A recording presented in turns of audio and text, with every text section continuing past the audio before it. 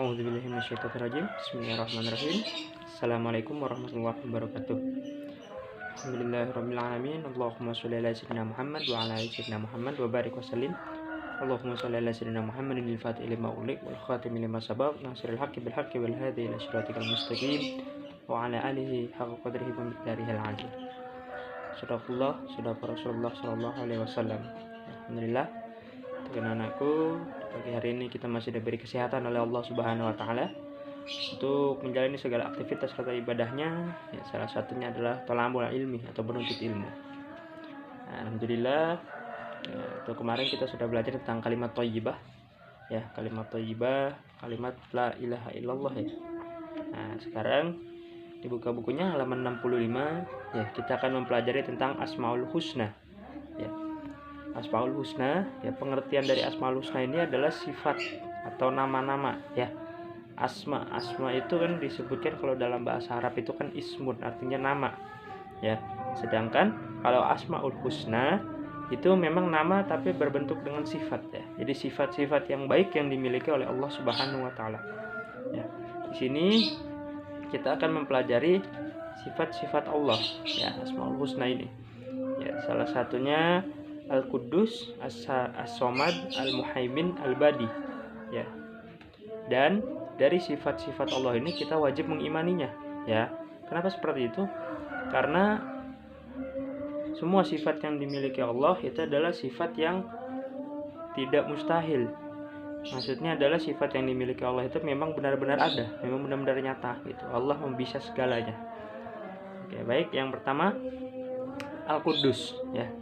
Al-Quddus ini memiliki arti Allah Maha Suci, ya. Jadi artinya Allah ini terbebas dari kekurangan dan sesuatu yang tidak layak baginya, ya. Jadi Allah ini memang memiliki kemampuan, ya. Allah mempunyai kemampuan yang di luar kemampuan kita, ya, sebagai makhluknya, ya, yang sebagai yang diciptakan. Jadi Allah itu tidak membutuhkan apa yang makhluknya butuhkan, ya. Allah pun terbebas dari bentuk, sifat ataupun sifat dapat dilihat oleh mata kita, ya, atau panca indera kita. Ya, jadi Allah itu tidak berbentuk pula. Ya.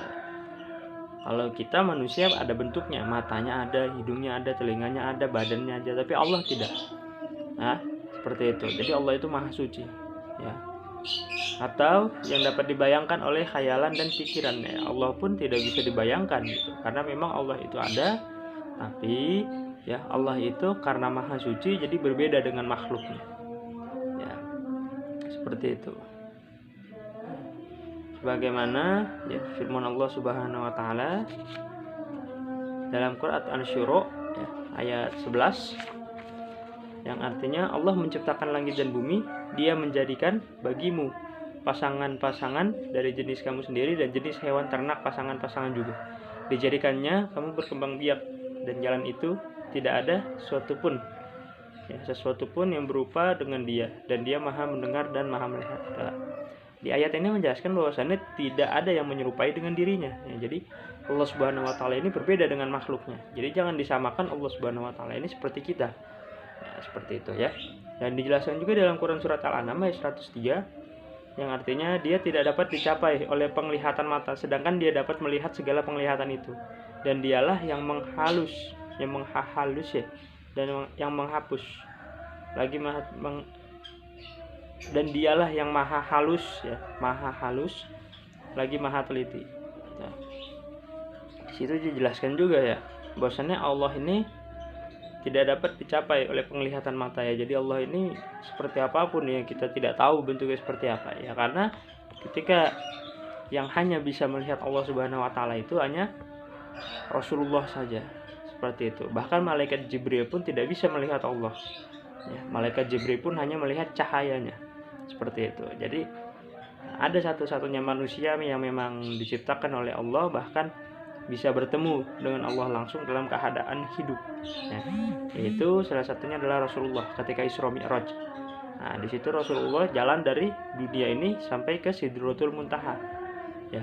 Sidratul Muntaha itu adanya di sana, di tempatnya, ya, ada di tempat akhirat.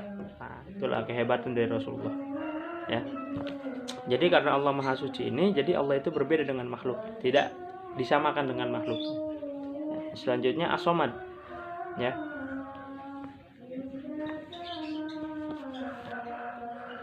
Nah, selanjutnya adalah As-Somad. Ya, As-Somad itu ya artinya Allah tempat meminta segala sesuatu. Ya. Allah itu tempat meminta segalanya. Kenapa seperti itu? Karena Allah itu kan pemberi rezeki, ya, pemberi segalanya kepada kita. Jadi meskipun kita dalam kesulitan, meskipun kita dalam kebaikan, ya, kita selalu meminta pertolongan, bahkan meminta rezeki hanya kepada Allah. Dan Allah itu adalah tempat yang dituju dalam segala kebutuhan dan keinginan. Jadi tidak ada lagi yang namanya kita meminta ini selain kepada Allah. Lalu bagaimana ketika kita minta sesuatu ke orang lain gitu ya, seperti minta kado atau minta uang atau dan lain sebagainya, ya, itu adalah suatu hadiah atau pemberian. Itu datangnya dari Allah. Ya. Ketika kita minta sesuatu ke manusia, lalu kita diberikan, itu datangnya dari Allah. Ya. Hanya perantara, hanya melalui, ya, hanya perantara seperti itu. Ya, misalkan kita minta kado ke teman kita saat ulang tahun, nah, itu yang memberikan Allah, ya.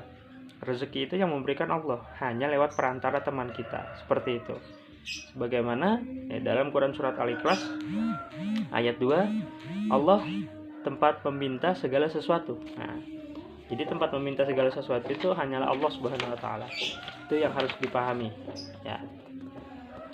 Dan jangan sampai kita meminta ya hanya meminta saja. Yang harus dipahami adalah ketika kita meminta itu harus diiringi dengan doa, ya. Jadi bukan hanya meminta saja, ya, bukan hanya minta kepada Allah tanpa adanya usaha, jangan, ya.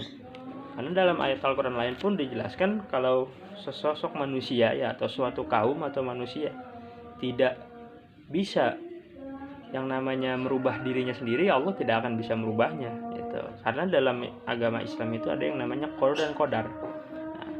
Tapi ada salah satu dari kode dan qadar ini yang tidak bisa diubah, seperti itu. Ya. Tapi sisanya bisa diubah, gitu. Jadi tidak hanya berdoa, ya, namun juga harus diiringi dengan usaha. Ya, seperti itu. Itu yang disebut dengan As-Somad. Ya. Jadi As-Somad itu adalah suatu sifat di mana Allah ini adalah tempat untuk meminta segala sesuatu. Mau itu meminta pertolongan, meminta rezeki, meminta dan lain sebagainya. Gitu. Kalaupun nanti kita meminta kepada manusia, ya, lalu diberikan, itu memang perantara, ya, dan semuanya memang diberikan dari Allah Subhanahu wa taala, hanya melalui perantara manusia saja. Ya, itu saja untuk pembelajaran hari ini. Ya, nanti kita teruskan lagi, kita sudah belajar tentang Al-Quddus sama As-Somad, ya. Nanti kita teruskan lagi pembelajarannya, belajar tentang Al-Muhaimin sama Al-Badi. Itu saja. Nah, pertemuan hari ini kita cukupkan dengan pembacaan hamdalah dan doa kafaratul majlis. Alhamdulillahirabbil alamin. Subhanaka Allahumma wa bihamdika asyhadu an la ilaha illa anta astaghfiruka wa atubu ilaik. Jazakumullahu khair. Wassalamualaikum warahmatullahi wabarakatuh.